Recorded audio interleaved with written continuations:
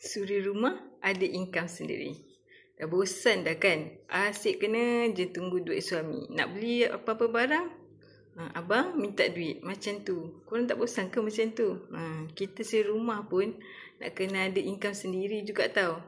Sebab sekarang ni macam-macam kita boleh buat. Ada juga orang yang memilih untuk buat kuih.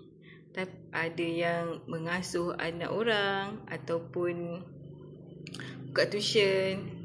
Tapi semua tu memerlukan kita punya komitmen masa tau. Contohnya kalau kita buat kuih, masa dengan anak-anak kita dah kurang dah. Sebab kita kena masa buat kuih tu.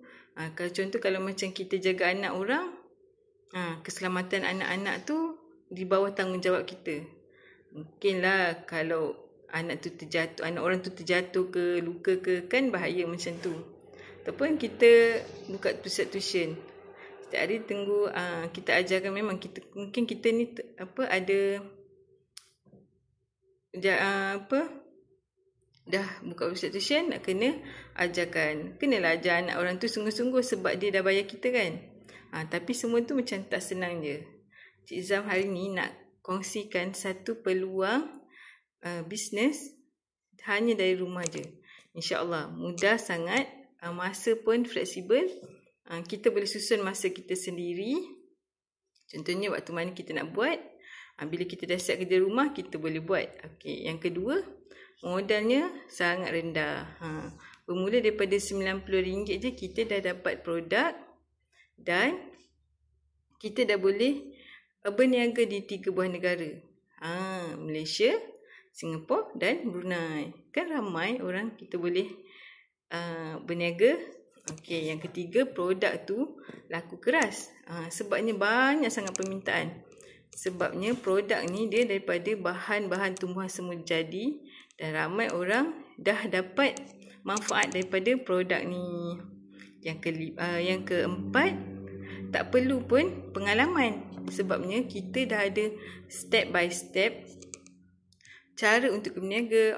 Kita dah banyak sangat ilmu yang kita sediakan. Contohnya ilmu marketing tool semua kita dah sediakan. Kita punya konten untuk iklan, kita punya ilmu magnet rezeki, itu paling bonus sekali yang korang akan dapat. Okey, yang kelima, kita punya masa dan kita boleh buat di mana-mana saja. Sebabnya ataupun contohnya kita keluar, kita boleh gunakan apps untuk kita order barang. Kita tak perlu pun nak simpan-simpan barang kat rumah.